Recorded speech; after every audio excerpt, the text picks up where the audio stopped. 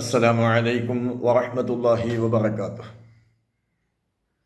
നമ്മുടെ ഈ ചാനലിൽ കൂടി മഹത്തുക്കളായ അമ്പിയാക്കൾ ഔലിയാക്കളുടെ കഥകളാണ് പറഞ്ഞുകൊണ്ടിരിക്കുന്നത്. ഇപ്പോൾ നാം ആരംഭിച്ചത് വിശുദ്ധ ഖുർആനിൽ പറഞ്ഞിട്ടുള്ള 25 പ്രവാചകരുടെ ചരിത്ര കഥകൾ പറയാനാണ്. അതിലൊന്നാമതായി ആദ്യ പിതാവ് ആദം നബി അലൈഹിസ്സലാത്തു വസ്സലാമിൻ്റെ ജനനവും അതിനുശേഷം ഹവ്വ റളിയല്ലാഹു തആല അൻഹായ ആദം നബി വിവാഹം കഴിച്ചതും സ്വർഗത്തിൽ നിന്ന് അവർ രണ്ടുപേരെയും അല്ലാഹു തആല ഭൂമിയിലേക്ക് പറഞ്ഞയച്ചതും ഇബ്ലീസിൻ്റെ കുതന്ത്രം കാരണം തൻ്റെ സഹോദരനിലേക്ക് അസൂയ ഉണ്ടാക്കിയെടുത്തുകൊണ്ട് തൻ്റെ സഹോദരനെ മറ്റൊരു സഹോദരൻ കൊല ചെയ്യാനുണ്ടായ സംഭവങ്ങളും ഇങ്ങനെ തുടങ്ങി ആദം നബി അലൈഹിസ്സലാത്തു വസ്സലാമും ഹവ്വ റളിയല്ലാഹു അൻഹായും വഫാത്തായ സംഭവങ്ങൾ അടക്കം നാം വിശദീകരിച്ചു.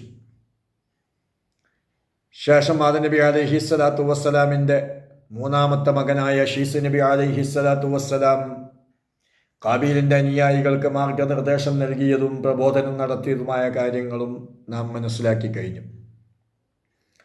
ഇനി ആദം നബി അലൈഹിസ്സലാത്തു വസ്സലാം വഫാത്തായതിൻ്റെ 100 വർഷം കഴിഞ്ഞ ശേഷം അല്ലാഹു തആല ഈ ഭൂലോകത്തേക്ക് ഒരു പ്രവാചകനെ കൂടി നിയോഗിക്കാൻ പോവുകയാണ്. ആദം നബി അലൈഹിസ്സലാത്തു വസ്സലാമിൻ്റെ സന്താന പരമ്പരയിൽപ്പെട്ട ഒരു കുടുംബത്തിലെ ബസൂറ എന്ന പേരുള്ള സ്ത്രീ ഗർഭം ധരിക്കുകയും സുന്ദരനും സുമുഖനുമായ ഒരു ആൺകുഞ്ഞിന് ജന്മം നൽകുകയും ചെയ്തു. ആ കുട്ടിക്ക് കുടുംബക്കാർ ഹനൂ എന്ന പേരിടുകയും പിൽക്കാലത്ത് ആ കുട്ടി ഇദ്രീസ് എന്ന പേരിൽ അറിയപ്പെടുകയും ചെയ്തു. താലോലിച്ച് ഓമനിച്ച് സന്തോഷത്തോടുകൂടി പോറ്റി വളർത്തിയ ഈ ഹനൂ എന്ന പേരിട്ട കുട്ടി പിൽക്കാലത്ത് ഇദ്രീസ് എന്ന പേരിൽ അറിയപ്പെട്ടതാണ്. അതാണ് ഇദ്രീസ് നബി അലൈഹിസ്സലാത്തു വസ്സലാം എന്ന പേരിൽ നാം പറഞ്ഞുകൊണ്ടിരിക്കുന്ന പ്രവാചകൻ. ചെറുപ്പത്തിൽ തന്നെ മറ്റുള്ളവരെ അത്ഭുതപ്പെടുത്തുന്ന രൂപത്തിലുള്ള ബുദ്ധിശക്തിയുള്ള ഇദ്രീസ് നബി അലൈഹിസ്സലാത്തു വസ്സലാം വിജ്ഞാനം സമ്പാദിക്കാനും ആ അറിവ് മറ്റുള്ളവർക്ക് പകർന്നു നൽകാനും വലിയ താല്പര്യം കാണിച്ചിരുന്നു. തനിക്ക് പ്രവാചകത്വം ലഭിക്കുന്നതിന് മുമ്പ് തന്നെ ആ നാട്ടിലുള്ള ജനങ്ങൾക്ക് നല്ല വശങ്ങളെക്കുറിച്ച് ഉത്ബോധനം നടത്തുക പതിവായിരുന്നു. ഇദ്രീസ് നബി അലൈഹിസ്സലാത്തു വസ്സലാമിൻ്റെ കാലത്ത് സമൂഹം വളർന്ന് പന്തലിക്കുകയും ആ നാട് പല നാടുകളായി മാറുകയും ചെയ്തു. പല നാടുകളുണ്ടായി. ആരാണ് ഇദ്രീസ് നബി അലൈഹിസ്സലാത്തു വസ്സലാം? ശക്തവും വിശാലവുമായ ഹൃദയമുള്ള ആളായിരുന്നു. പോരാ, പതിഞ്ഞ സ്വരത്തിൽ സംസാരിക്കുകയും താഴോട്ട് നോക്കി വളരെ വിനയത്തോടുകൂടി നടക്കുകയും താഴ്മയും ലാളിത്യവും ജീവിത ദൗത്യമായി കാണുകയും ചെയ്തവരാണ്. നല്ല ഉയരമുള്ളവരും നല്ല ശാന്ത സ്വഭാവമുള്ളവരും സുന്ദരനുമായിരുന്നു ഇദ്രീസ് നബി അലൈഹിസ്സലാത്തു വസ്സലാം. അല്ലാഹു സുബ്ഹാനഹു വ തആല ഈ ലോകത്ത് സൃഷ്ടിച്ച പ്രപഞ്ചത്തിൻ്റെ വിശാലതയെക്കുറിച്ച് അദ്ദേഹം ആലോചിച്ചു. ആകാശവും ഭൂമിയും ചന്ദ്രനും നക്ഷത്രങ്ങളും മേഘങ്ങളും എല്ലാം ഇതൊക്കെ ചിന്തിച്ചുകൊണ്ട് മഹാനവറുകൾ നിന്നു. അള്ളാഹുവിൻ്റെ ഈ പ്രപഞ്ചത്തിൻ്റെ വിശാലത, ജ്യോതിഷത്തിലും ഗണിതത്തിലും വിജ്ഞാനം നേടിയ ഇദ്രീസ് നബി അലൈഹിസ്സലാത്തു വസ്സലാം ഈ ലോകത്ത് പേന കൊണ്ടെഴുതാൻ തുടങ്ങിയ ആദ്യത്തെ പ്രവാചകനാണ്. ആദം നബി അലൈഹിസ്സലാത്തു വസ്സലാമിൻ്റെ കാലത്ത് ജനിച്ച ഇദ്രീസ് നബി അലൈഹിസ്സലാത്തു വസ്സലാമിനെ ബൈബിളിൽ വിശേഷിപ്പിക്കപ്പെടുന്നത് ഹനോക്ക് എന്ന പേരിലാണ്.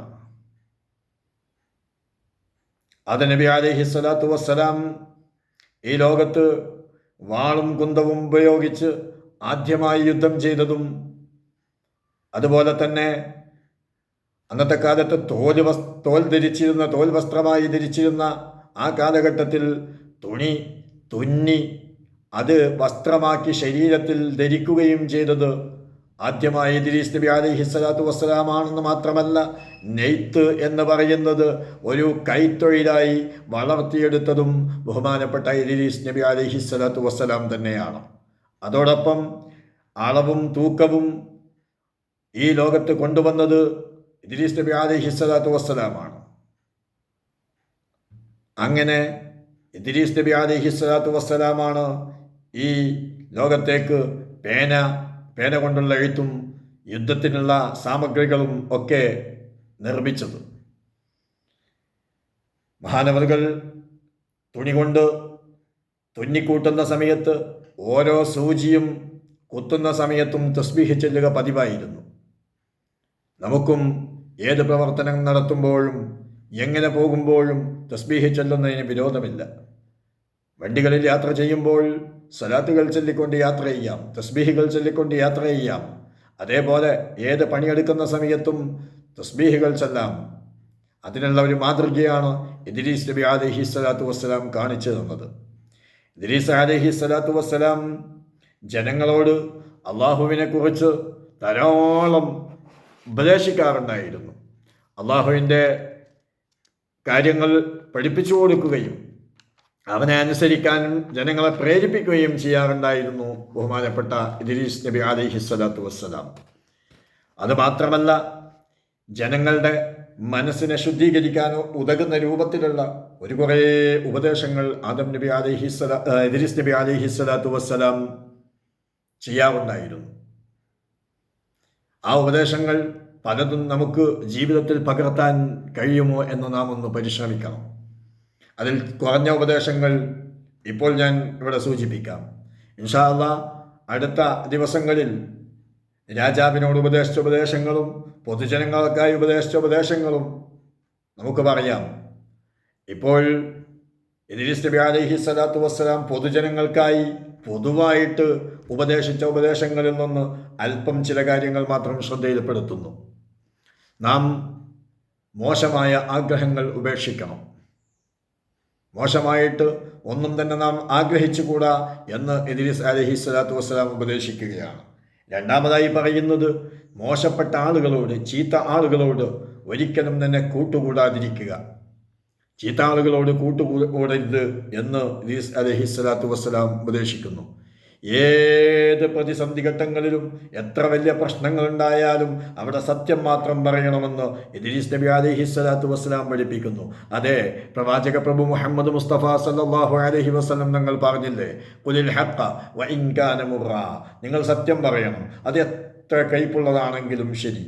ഏത് പ്രതിസന്ധി ഘട്ടമാണെങ്കിലും എത്ര വലിയ ബുദ്ധിമുട്ട് വരുന്ന പ്രശ്നമാണെങ്കിലും അവിടെ നിങ്ങൾ സത്യം മാത്രം പറയണമെന്ന് നബി സല്ലല്ലാഹു അലൈഹി വസല്ലം നിങ്ങൾ പഠിപ്പിച്ച അതേ വാക്ക് തന്നെയാണ് ഇദ്രീസ് നബി അലൈഹിസ്സലാത്തു വസ്സലാം നമുക്ക് പണ്ടേ ഉപദേശം നൽകിയിട്ടുള്ളത്. അതേപോലെ ഒരു മനുഷ്യനായിട്ട് ജീവിക്കുമ്പോൾ വിനയം കൈമുതലാക്കണം. വിനയത്തോടുകൂടി ജീവിക്കാൻ പഠിക്കണം. അഹങ്കാരം പറ്റുകയില്ല. അഹങ്കാരം ഒഴിവാക്കി ജീവിക്കണം എന്ന് ബഹുമാനപ്പെട്ട ഇദ്രീസ് നബി അലൈഹിസ്സലാത്തു വസ്സലാം മനുഷ്യരോട് ഉപദേശിക്കുന്നു. അതെ, മനുഷ്യ മനസ്സിനെ ശുദ്ധീകരിക്കുന്ന രൂപത്തിലുള്ള ഉപദേശങ്ങളാണ് ഇദ്രീസ് നബി അലൈഹിസ്സലാത്തു വസ്സലാം നമുക്ക് നൽകിയിട്ടുള്ളത്. ബാക്കി ഇൻഷാ അല്ലാഹ് കുറേ ഉപദേശങ്ങൾ ബാക്കിയുണ്ട്. നമുക്ക് തുടർന്നുള്ള വീഡിയോയിൽ അത് പറയാമെന്ന് ഓർമ്മപ്പെടുത്തുകയാണ്. ഇദ്രീസ് അലൈഹിസ്സലാത്തു വസ്സലാം ലോക ചരിത്രത്തിൽ ആദ്യമായിട്ട് കുതിര സവാരി നടത്തിയ ആളുമാണ്. അല്ലാഹു തആല നബിമാർക്ക് ഏടുകളും അതുപോലെ തന്നെ ഗ്രന്ഥങ്ങളും നൽകിയിട്ടുണ്ട്. നമ്മുടെ നബിയായ മുഹമ്മദ് മുസ്തഫ സല്ലല്ലാഹു അലൈഹി വസല്ലം തങ്ങൾക്ക് വിശുദ്ധ ഖുർആൻ നൽകിയപ്പോൾ ഇദ്രീസ് നബി അലൈഹിസ്സലാത്തു വസ്സലാമിന് അല്ലാഹു തആല നൽകിയത് 30 ഏടുകളാണ്. ഈ 30 ഏടുകളിൽ കൂടെ സന്മാർഗത്തിൻ്റെ വെളിച്ചം ആ കാലത്തെ ജനങ്ങൾക്ക് ലഭിച്ചിട്ടുണ്ട്. ഇദ്രീസ് നബി അലൈഹിസ്സലാത്തു വസ്സലാമിൻ്റെ മറ്റ് ചരിത്രങ്ങൾ കുറേ പറയാനുണ്ട്. ഇവിടെ ഈ ലോകത്ത് ബിംബാരാധന തുടങ്ങിയത് എപ്പോഴാണ്? ആരാണ് അതിൻ്റെ പിന്നിൽ പ്രവർത്തിച്ചത്? ആരെ വെച്ചുകൊണ്ടാണ് ബിംബാരാധന നടത്തുന്നത്? ബിംബാരാധനയ്ക്ക് ആദ്യമായിട്ട് ഇബ്ലീസ് ലഅനത്തുല്ലാഹി അലൈഹി ഉപയോഗിച്ച സൂത്രം എന്തായിരുന്നു? തുടങ്ങിയ കാര്യങ്ങൾ ഇൻഷാ അള്ളാഹ് നമുക്ക് അടുത്ത വീഡിയോയിൽ പറയാം. അസ്സലാമു അലൈക്കും വറഹ്മത്തുള്ളാഹി വബറകാതുഹു.